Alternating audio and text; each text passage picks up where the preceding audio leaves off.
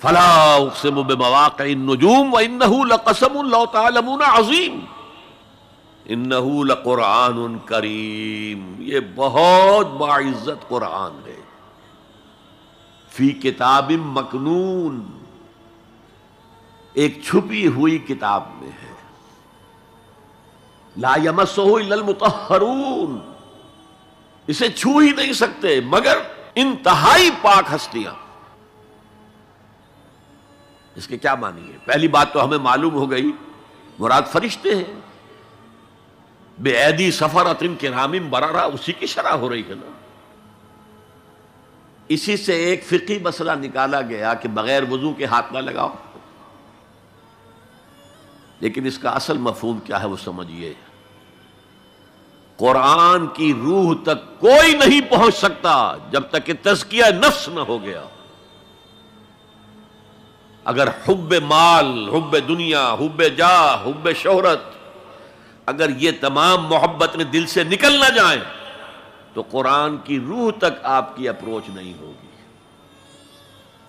مولانا روم نے کہا ہے، اگرچہ ذرا میں سمجھتا ہوں کہ انہوں نے بہت سخت الفاظ استعمال کیے ہیں، ماز قرآن مغزہا برداشتے استخاں پیش سگا انداختے، ہم نے قرآن سے اس کا مغز لے لیا ہے، جو ایسنس ہے وہ کھینچ لیا ہے، ہڈی کا گودا جو ہے وہ ہم نے نکال لیا ہے، ہڈیاں ہم نے پھینک دی ہیں کتوں کے سامنے جو لڑ رہے ہیں۔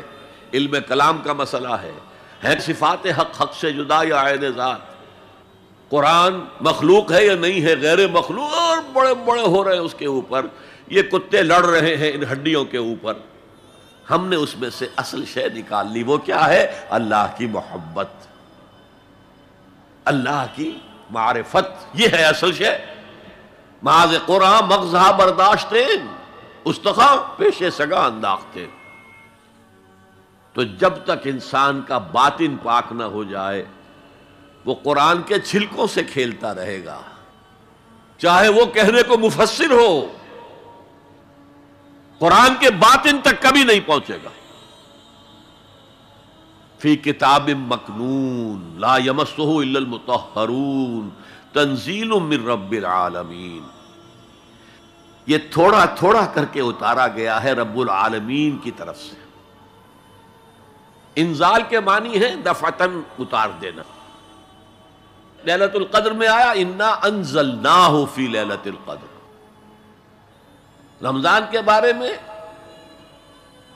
شہر رمضان الذی انزل فیہ القرآن، باب افعال، لیکن حضور پر ایک دم نہیں اترا، تھوڑا تھوڑا تھوڑا تھوڑا 23 برس میں جا کر اس کی تکمیل ہوئی۔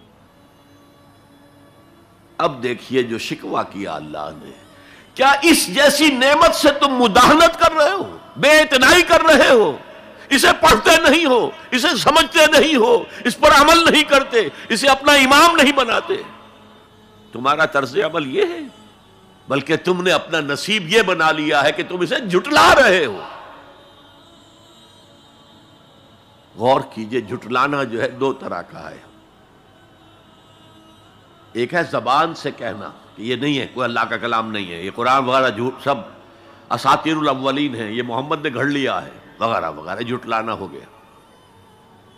ایک جھٹلانا ہے عمل سے جھٹلانا، مان تو لیا اللہ کا کلام ہے لیکن اس کی حرام کردہ شے کو اپنے لیے حلال کیا ہوا۔ حدیث نبوی ہے ما آمن بالقرآن من استحل محارمہ، اس شخص کا قرآن پر کوئی ایمان نہیں ہے جو اس کی حرام کردہ چیز کو اپنے لیے حلال ٹھہرا لے۔ اس اعتبار سے غور کیجئے، اور اس کی مثال بھی دی ہوئی ہے سورہ جمعہ میں، مثل الذین حملوا التوراۃ ثم لم يحملوها كمثل الحمار يحمل اسفارا بئس مثل القوم الذین کذبوا بآیات اللہ واللہ لا يهدی القوم الظالمین۔ مثال ان لوگوں کی جو حامل تورات بنائے گئے تھے اور پھر انہوں نے اس کی ذمہ داری کو ادا نہیں کیا، اسے قائم نہیں کیا، اس کے احکام پر عمل نہیں کیا۔ جیسے فرمایا ہے سورہ اعراف میں قل یا اہل الکتاب، کہہ دیجئے اے نبی صلی اللہ علیہ وسلم، اے کتاب والو، لستم علی شیء حتی تقیموا التوراۃ والانجیل وما انزل الیکم من ربکم، تمہاری کوئی حیثیت ہماری نگاہ میں نہیں ہے، تمہارا منہ نہیں ہے کہ ہم سے دعا کرو جب تک کہ تم تورات اور انجیل کو اور جو کچھ نازل کیا گیا تمہاری طرف اسے قائم نہیں کرتے۔ آج اللہ ہماری دعائیں نہیں سنتا، 30 لاکھ جا کر حج کرتے ہیں، دنیا کے حالات میں کوئی ذرہ برابر فرق آتا ہے؟ اول تو حرام کی کمائی سے حج ہو رہا ہے، جو حج ہے ہی نہیں سرے سے،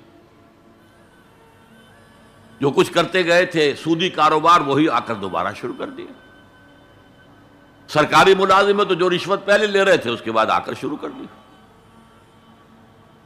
یہ کیا ہے؟ یہ تکذیب بالعمل ہے، جھٹلانا ہے۔ تم نے اپنا نصیب یہ بنا لیا ہے کہ تم قرآن کو جھٹلا رہے ہو، جیسے کہ انہوں نے جھٹلایا تھا۔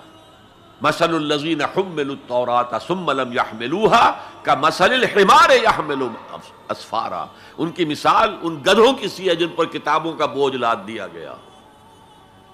مکالمات فلاں تم گٹھڑی باندھ کر گدھے کے اوپر رکھ دیجئے تو کیا وہ واقعی منطقی اور فلسفی بن جائے گا؟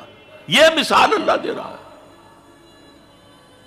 اور یہ مثال کیوں دی گئی ہے؟ اس آئینے میں ہمیں ہماری تصویر دکھائی گئی ہے۔ تم اگر قرآن کا حق ادا نہیں کر رہے تو تمہاری مثال وہی ہے جو یہود کی تھی۔ بئس مثل القوم الذین کذبوا بآیات اللہ، بری مثال ہے اس قوم کی جس نے اللہ کی آیات کو جھٹلایا۔ تو زبان سے تو یہودیوں نے کبھی نہیں جھٹلایا تورات کو، عمل سے جھٹلایا ہے۔ هي الحلقات تحفظني بآيات من القرآن، هي الحلقات تملأني بحب المصطفى العدنان.